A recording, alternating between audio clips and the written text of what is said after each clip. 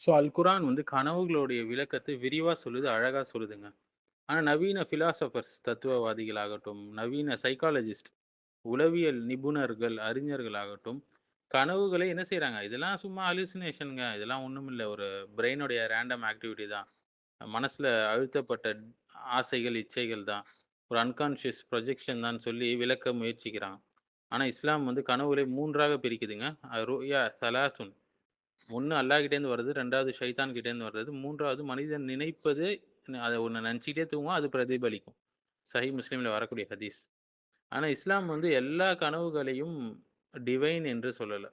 அல்லாஹ்விடமிருந்து வருதுன்னு சொல்லல. எல்லாத்தையும் ஹலுசினேஷன்னும் மறுக்கல, இவங்கள போல. பேலன்ஸ்டா ஒரு நீதமான ஒரு விரிவுரை குடுக்குது.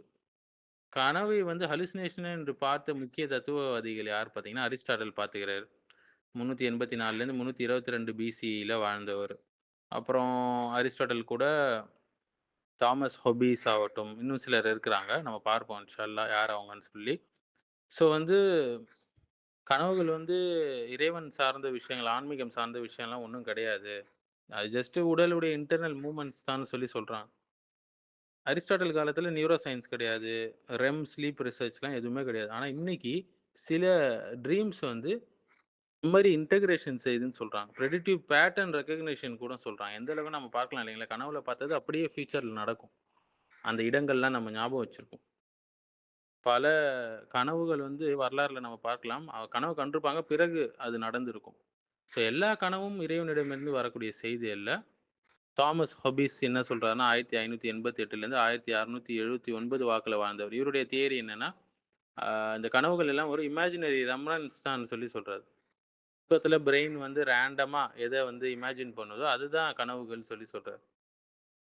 நல்ல கனவுகள விஞ்ஞானிகளால விளக்க முடியல. சொல்லிடுறாங்க. சிக்மண்ட் ஃப்ராய்ட் ஆகட்டும், இவர் வந்து 1856லேருந்து 1939 வாக்குல இருந்தவரு.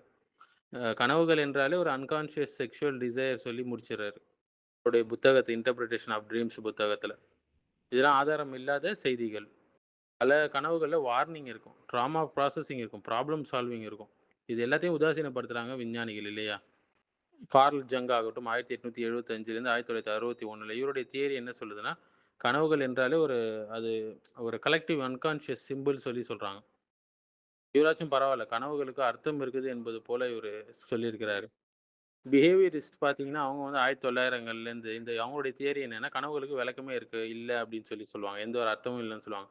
பிஎஃப் ஸ்கின்னர் போன்ற பிஹேவியரிஸ்ட்லாம் இப்படி சொல்லுவாங்க. எதை நம்ம அப்சர்வ் பண்றோமோ, அதுதான் சயன்ஸ் என்று சொல்லுவாங்க. கனவுகள்லாம் ஒரு பெரிய விஷயம் இல்ல என்று பேசுவாங்க. இதே நவீன கால நரம்பியல், அதாவது நியூரோ சயன்ஸே என்ன செஞ்சிருக்கு? இதெல்லாம் மறுப்பு குடுத்துருக்கு. இது தவறுன்னு சொல்லி. கனவுகள் வந்து மெமரிய பாதிக்கும், எமோஷனல ரெகுலேட் பண்ணும், லேர்னிங் குடுக்கும் என்றெல்லாம் சொல்லுவாங்க. ஆக்டிவேஷன் சிந்தசிஸ் தியரி கூட சொல்லுவாங்க. அலன் ஹாப்சன், ரோபர்ட் மெக்கார்லே 1977 இவங்களுடைய தியரிலாம் பார்த்தீங்கன்னா, இதெல்லாம் கனவுகள்லாம் ஒரு ரேண்டமான பிரெயின் ஸ்டெம் சிக்னல்ஸ் சொல்லி சொல்றாங்க.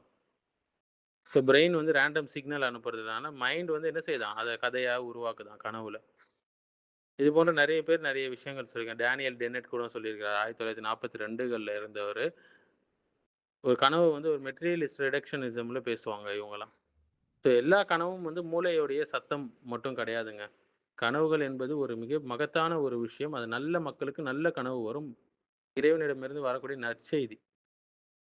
ஸோ எல்லாம் படைத்த இறைவனால தான் இந்த கனவுகள பத்தி சரியாக விளக்க முடியும். ஏன்னா கனவுகளை படைச்சதும் அவன் தான். இல்லைங்களா? அப்படி இருக்கும்போது மாடர்ன் சயன்ஸ் வந்து இந்த விஷயத்த தோற்றுட்டு போயிடுச்சுன்னு தான் சொல்ல முடியும். யூசுப் அலைஹிஸ்ஸலாம் எப்படி அந்த கனவை கொண்டு ஒரு பெரிய எகிப்தையே மற்றும் பல நாடுகளை வந்து அவங்க காப்பாற்றுனாங்க பஞ்சத்திலிருந்து. அல்லாஹ்வுடைய உதவி கொண்டு. இந்த சயின்டிஸ்ட்லாம் அப்ப இருந்தாங்கன்னா என்ன சொல்லியிருப்பாங்க? யூசுப் அலைஹிஸ்ஸலாமா? இதெல்லாம் சாதாரண கனவு. இதுக்கும் அதுக்கும் சம்மந்தம் இல்லன்னு மொத்த எல்லா நாடுகளும் பஞ்சத்தில அடிபட்டு சாவறதுக்கு வழி வகுத்திருப்பாங்க. இன்னைக்கு விஞ்ஞானிகள் அங்க இருந்திருந்தா. விஞ்ஞானிகளுக்கெல்லாம் மேலான நபித்துவம். நபி யூசுப் என்ன செஞ்சாங்க? அல்லாஹ்வுடைய உதவி கொண்டு கனவுகளை சரியான முறையில இன்டர்பிரட் பண்ணி, அழகாக அந்த பிரச்சனைய சால்வ் பண்ணாங்க. அந்த எக்கனாமிக் கிரைசிஸே சால்வ் பண்ணாங்க.